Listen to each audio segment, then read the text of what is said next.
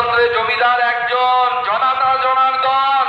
জনতা জনার্দন যাকে বসাবে ক্ষমতায় তার জমিদারি চলবে, জনতার জমিদারি চলবে, তার জমিদারি চলবে না। তাই জনতা যদি মনে করে এখানে সভা হবে তো সভা হবে। আমাকে এখানে আসার আগে কয়েকজন বলছিল, দাদা এখানে 35% মুসলিম সংখ্যালঘু ভাইরা থাকে আমাদের, আপনারা এই সিট জেতা অসম্ভব।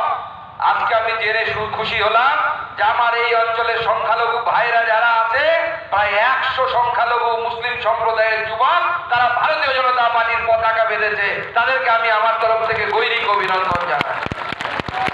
আর শুনুন আপনারা, আমি যে লোকসভা থেকে জিতে আসি, বালুরঘাট লোকসভা, তাতে 30%-এরও বেশি মুসলমান ভাইরা থাকে। তাদের মধ্যে অনেকেই আমাকে ভোট দেয়। তারা ভোট দেয় কেন? তারা জানে যে সবসময় উপরওয়ালা ঈশ্বর বা যে নামে তাকে ডাকুন না কেন, সে সত্যের দিকে থাকে, সতের দিকে থাকে, ভালো লোকের দিকে থাকে, অন্য দিকে থাকে না। তাই আমার এবার লোকসভা নির্বাচনে, যেহেতু আমি রাজ্য সভাপতি ছিলাম, হারানোর খুব চেষ্টা। মুখ্যমন্ত্রী, একজন মুখ্যমন্ত্রী মমতা বন্দ্যোপাধ্যায়ের মতো নেত্রী, আমি তো তার সামনে বয়সেও অনেক ছোট, রাজনৈতিক অভিজ্ঞতাতে অনেক ছোট। আমরা অসম্মান করি না তাকে। সে 4 বার গেছে শুধু সুকান্ত মজুমদারকে হারাতে হবে বলে। 4টি বিধানসভায় 4টি সভা করেছে, একটা লোকসভারই ভাবুন। ভাইপো 2টো করেছে, কটা হলো? 4 আর 2 6।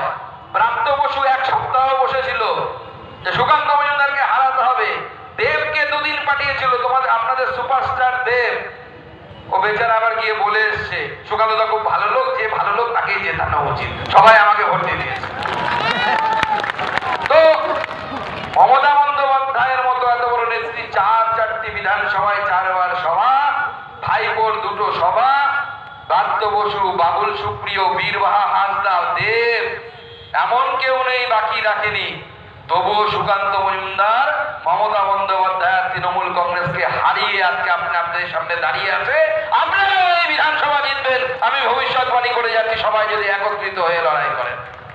বন্ধুগণ, আমরা বিজয় সংকল্প সভা করছি। বিজয় সংকল্প সভা করার প্রয়োজন কি? কেন কি করছি? বিজেপি কেন চায়?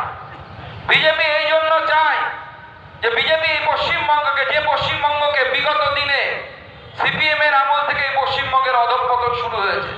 আজকে সিপিএম এর নেতারা অনেক বড় বড় কথা বলে, কিন্তু যত শিল্প কলকারখানা বন্ধ হয়েছে কাদের নামে, কাদের সময়?